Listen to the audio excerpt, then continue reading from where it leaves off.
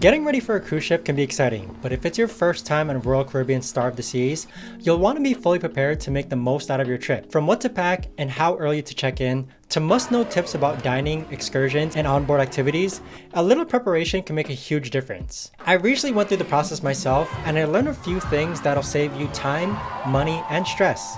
In this video, I'll walk you through exactly how to prepare for your Star of the Seas cruise, so you can start your vacation relaxed, confident, and ready to enjoy every moment. And also, if you want to go ahead and book your next cruise with the Star of the Seas, feel free to check out the price in the description down below. Using my link would greatly help the channel out, and if you have any questions regarding Star of the Seas, just comment and I'll get back to you as soon as possible. The Royal Caribbean app, your digital lifeline. First things first, and this is absolutely crucial, make sure you have the Royal Caribbean app installed before you even think about packing your first sock. I'm serious about this. This little app is going to be your best friend, your tour guide, and occasionally your therapist when you can't figure out what the heck should you do next.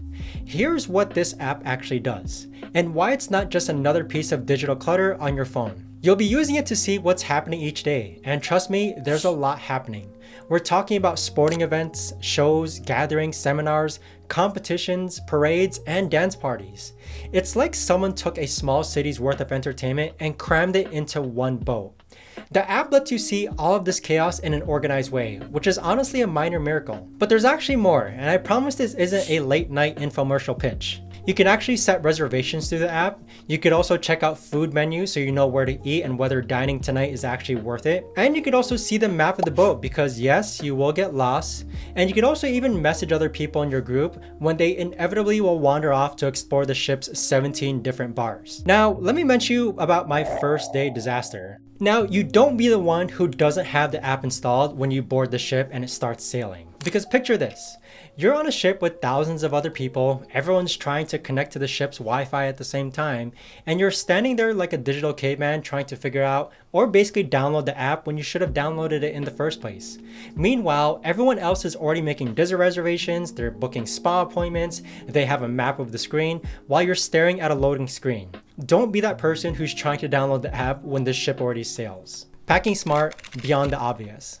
Now let's talk about packing, and I'm going to share some items that most people don't think about until they're already on the ship wishing that they had them. First, let's talk about water shoes or sandals, and I'm talking about the kind that can handle some rough terrain. Look, I know you're thinking it's a cruise ship, how rough can it be? But when you're exploring beaches and there might be some questionable ground conditions, your regular flip-flops aren't going to cut it. Plus, there's something deeply satisfying about being the person in your group who actually came prepared while everyone else is tiptoeing around their walking on hot coals. Swim shoes are basically your lifeline from when it goes to going onto the beach, walking in hard sand or hot sand, and being able to go into the water and then come out without having to switch your footwear. Rash guards and sunscreen for sun protection because apparently the sun works differently when you're surrounded by water. It's like it gets extra motivated or something, and don't forget a hat.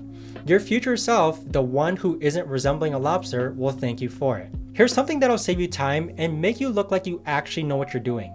Print out your room tags ahead of time and attach them to your luggage. This speeds up the check-in process significantly. It's one of those small things that make a big difference, like knowing which fork to use at a fancy dinner or remembering to tip your barista.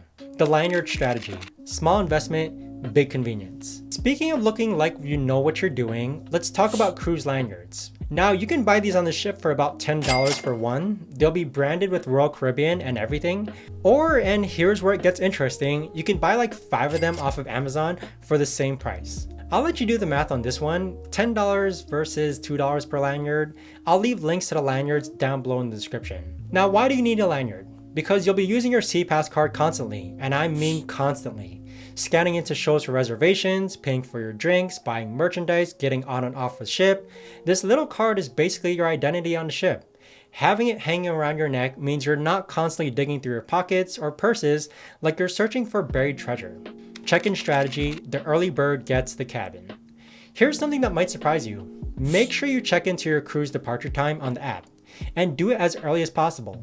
The earlier you check in, the better your chances of boarding early. We reserved a check-in time for 2 p.m. on our departure date, but we were actually able to board the ship at around noon. That's 2 extra hours of cruise time.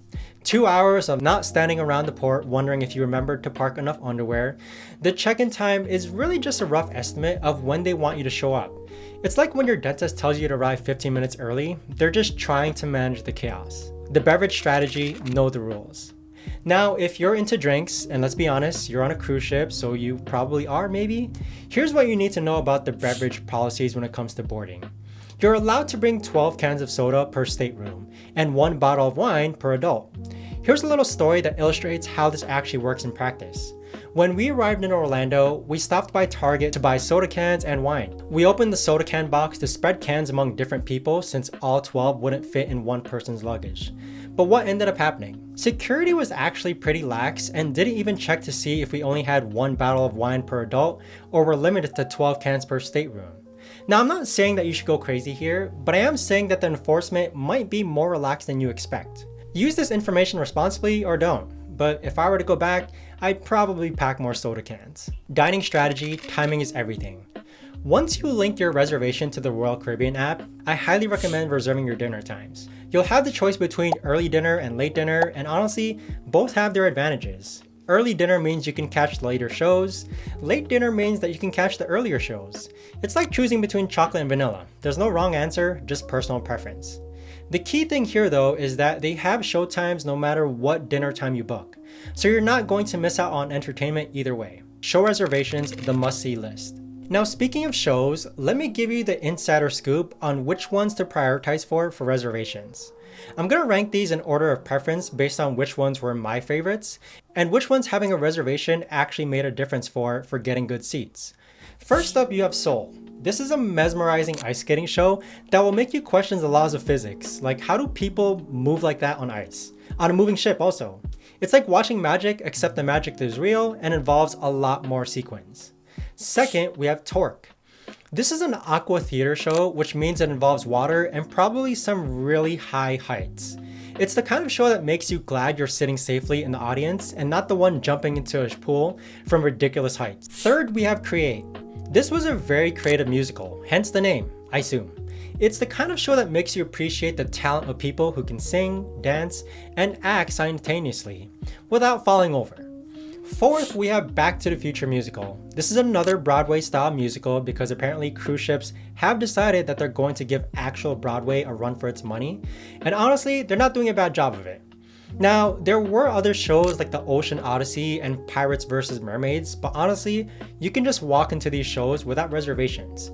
They're good, but they're not planning your entire evening around this good. Excursion strategy, the budget-conscious approach. Here's where I'm going to save you some serious money.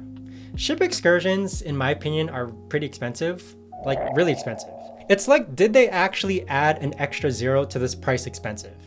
Personally, I spent most of my time enjoying the ship itself and didn't do any official offshore excursions. Instead, when we docked, I just explored the free things that were available when you can just get off the ship, and you know what? It was perfectly fine for me. Sometimes the best experiences are the ones you stumble upon rather than the ones that you pay premium prices for. If you're on a budget or just prefer a more spontaneous approach, consider skipping the organized excursions and doing your own exploring. Just make sure that you know when the ship is leaving, because being left behind is kind of the adventure story that you don't want to tell. Gratuity strategy, the personal touch. Here's something you need to decide before you board. Gratuities. You can either opt in to have them automatically charged to your account, or you can opt out and give your tips directly to your servers and stateroom attendants. We decided to opt out and give our tips directly in cash. There's something nice about personal interaction, and it ensures that your tips go directly to the people who have been taking care of you during your trip. If you don't opt out, you'll automatically be charged, but you can always go to guest services to have these removed if you change your mind. The choice is really about whether you prefer convenience or personal interaction. Both approaches work fine, it's just a matter of your style. The daily planning ritual, your secret weapon. Here's the strategy that made the biggest difference in my cruise experience, and it's something most people don't think to do. The night before each day on the cruise, use the Royal Caribbean app to plan out your entire next day.